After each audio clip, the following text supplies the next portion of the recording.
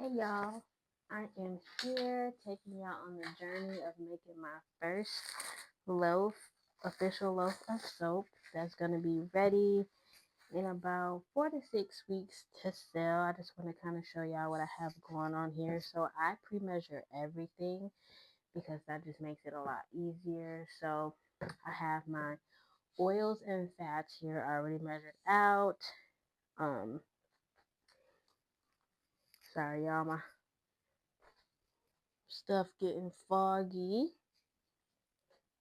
Oh yeah, so I have my oils and fats all measured out, and I keep my soaps really simple because again I am focused on sensitive skin, so I want to add ingredients that will be supportive to a sensitive skin barrier, but also gives you that balance that allows you to have that sulfate-free fragrance, so it's not as irritating as some of the bigger soaps. So my fats and oils include only 5 ingredients. So I have olive oil, which is the conditioning agent. I have coconut oil, which is the cleansing agent.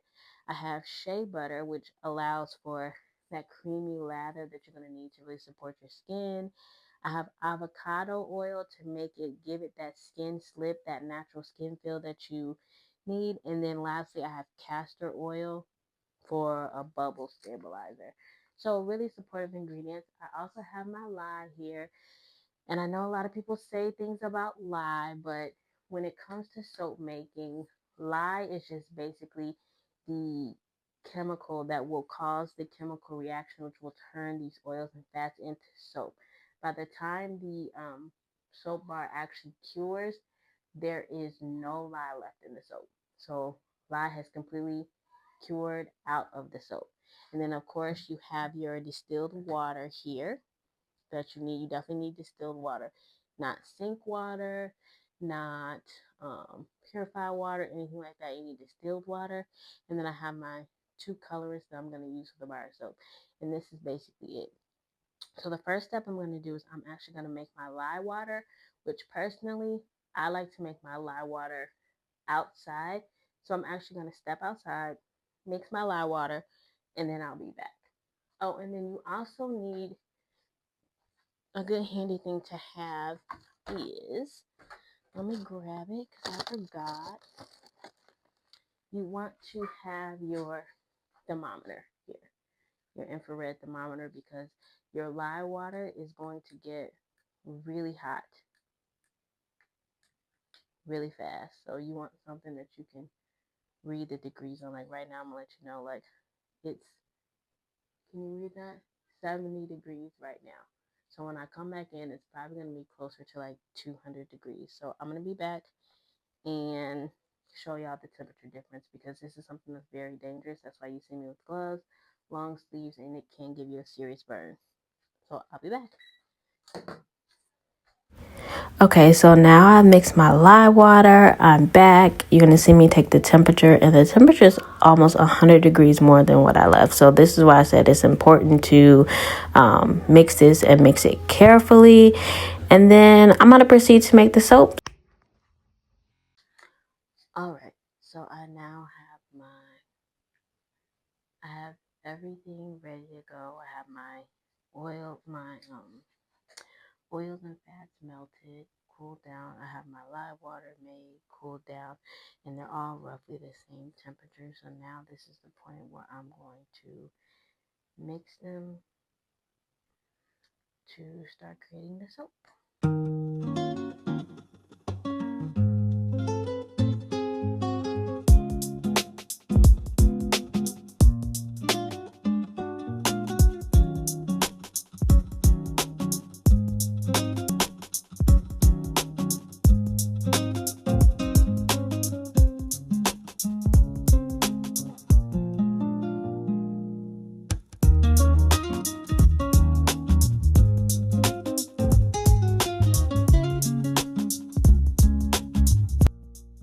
Okay, so y'all gonna see me pause right here because I was debating on putting the fragrance in because sometimes the fragrance makes it accelerate and I hadn't put the color in yet. So I paused and changed my mind in the direction I was going.